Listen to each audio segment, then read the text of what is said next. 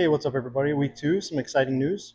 We got our shipment of bamboo in, and none of you even knew I was using bamboo, but I'll go into a few reasons why I'm using bamboo in case you don't know about it. One, it supposedly has the same tensile strength or roughly the same as steel, which sounds crazy, and who knows what exactly type of steel, but point is it's extremely strong. When two people are holding one of these, it doesn't sag really in the middle, even on a half inch or even a quarter inch for that matter. I have a couple quarter inches for the outer walls, and the other reason is it's extremely sustainable. I've read that it can grow up to a foot in 24 hours, which is insane. It smells great if you like the smell of cut grass anyway, because it basically is grass. So when you're actually working with it, and even afterwards, it smells like kind of like a freshly cut lawn. And I guess the last reason is it is extremely light when comparing it to like the maple plywood I got, the half inch versus half inch, it's extremely light compared to that. And when you're building a van, you want to use light materials. So all those things added up, I guess, make it kind of a no-brainer to use. Plus, I love the way it looks. I think bamboo is just a beautiful wood. Yeah, it took me forever to find a company here in the US that actually shipped it, especially 4x8 sheets. And it wasn't cheap, but I think in the long run, I'm gonna like it more than if I were to do another maple or whatever, or even like a solid wood.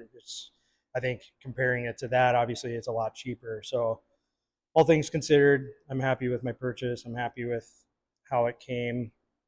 I wish Ambience, the company I bought it from, I wish they had used corner edging here, like cardboard edging. They only used it on the top, so I have like some spots here where it has like some scuffs. Some of them even have some damaged corners, but overall the sheets themselves are in really good shape. So I'm willing to, I guess, take the good with the bad. I bought some 3/4 inch, some half inch, and some quarter inch, like I said. And yeah, I'm excited to use it. I'm going to start building my kitchen galley with this here in the next week or two. So I'll look for that. But yeah, should be easy to work with. I'm excited. We have a really good setup here, so hopefully everything turns out well. As far as actual progress on the van this last week, it wasn't as much as I had hoped, but I know I said I wanted to get the framing done and the insulation done. Starting with the framing, I'm pretty happy with how it turned out. I know I talked about the what I was planning on doing.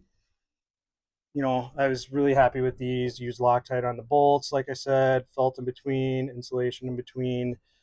Again, this is 20-inch degree angle. The bottom's a 35-degree angle. I think they're like 35.5 inches long. You're going to have to measure yourself, but hopefully that helps if you plan on doing the same thing or roughly the same thing. The insulation itself went up really well. The SM600L is really great stuff to work with. I use the 3M90 adhesive stuff that I've used on other projects. The R value for this stuff, for the 600 at least, is around, I think, 5.6 or something like that. And for something that's roughly about an inch and a half thick, once it expands all the way, it expands when you unroll it, like the same way that a mattress does, a foam mattress when you buy it online, but it takes a little time for it to fully expand. But anyways, the R value is insane for how thick it is. And it's hydrophobic, like I alluded to last week. And yeah, so hopefully it's not going to grow mold. It's, not going to be prone to holding moisture and all that. So Far Outright actually showed their van with this stuff installed on a cool morning. The dew was still where all their insulation was. And then everywhere where there wasn't a heat barrier or a thermal barrier, it had evaporated all the dew. So you could actually like see their like frame in as based on where the dew was and was not.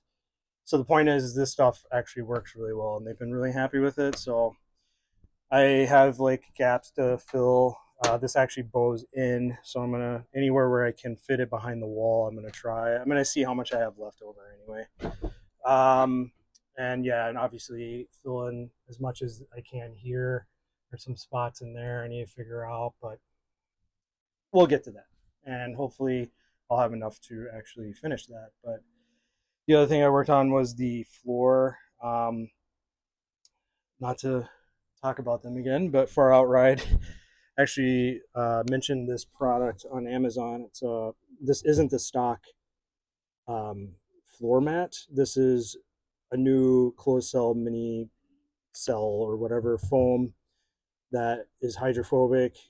It won't retain moisture, and the best thing about it is it has the ridges already pre-cut to match the floor ridges perfectly. Um, Otherwise, you have to like cut these and then like glue them in between the ridges, and it's kind of a tedious exercise. Obviously, I wouldn't recommend keeping the stock one instead of doing this because that it has normal insulation that's going to retain moisture and grow mold over time, and it weighs like twice as much as this one. And again, you want to basically reduce weight wherever you can. I just realized I'm literally YouTubing my shoes right now. I didn't mean to do that, but I took them off when I came in here. The other thing I got this week was that's the new skylight that's gonna go up there and will be another access point to the roof, which I'm using marine grade solar panels that you can walk on. So basically, to finalize the floor, I put that down, saved 20 to 30 pounds. Put this down, normal mini cell stuff you can buy online. DIY Van actually has this at a pretty decent price. There's some other sites that have, I think, better prices, but I trust them. So anyways, I bought 3 sheets for my 350 HD, and it's going to cover pretty much all of it. And then obviously then I laid down plywood. Now, one thing I will say when you're doing the floor is you don't want to drill into the floor, because the problem is once you do that, you're going to introduce areas where rust can occur, right? Unless you go underneath the van, find every single spot where you drilled into the van, and then spray paint it or whatever to keep it from rusting. The other reason, obviously, is you don't want to drill into something. You don't know what's underneath here. You obviously don't want to drill into things like your gas tank and whatnot. Even though I think there is quite a bit of gap there, point is, it's just not good practice. And it's not needed because my last van, I glued the mini cell down, but once the plywood's down and there's stuff on top of it, it doesn't move. You don't need to do that. The other thing I would note and recommend is always keep an 1/8 inch gap in between the wall and your plywood, because wood likes to contract and expand with moisture. You don't want it to, you want to give it some breathing room to do that. So that's why my wall here has an 1/8 inch gap everywhere. Otherwise, you're going to have buckling and all kinds of weird stuff happening on an extremely humid day or whatever. So, but yeah. So as far as like my flooring is concerned, that's what I went with. Other than that, yeah, I think the framing went well. I know I was going to update you on that. Hopefully, I can get the insulation done. I plan on doing the wall here this week and getting that complete, and then basically after that, it's starting to work on the kitchen galley and getting all my water figured out. And then the biggest thing with that is basically just trying to figure out how to fit everything inside this small area here. One thing I guess one design update I had between my old van and the current one is, one thing I hated about it was how much water I had to waste, which isn't a big deal at your house, but like how much water I had to waste before I got hot water. So I'm putting the hot water heater here, which I'll talk about later. There's some things I want to go into about that, but basically, as far as the plumbing is concerned, I'm trying to keep the hot lines as short as possible, because the shower is going to be here, the wall is going to be here, the hot water heater is going to be here, and then the sink's going to be here. So like theoretically, my lines are going to be as short as possible for those, because I don't want to waste any water waiting for hot water to come through the lines.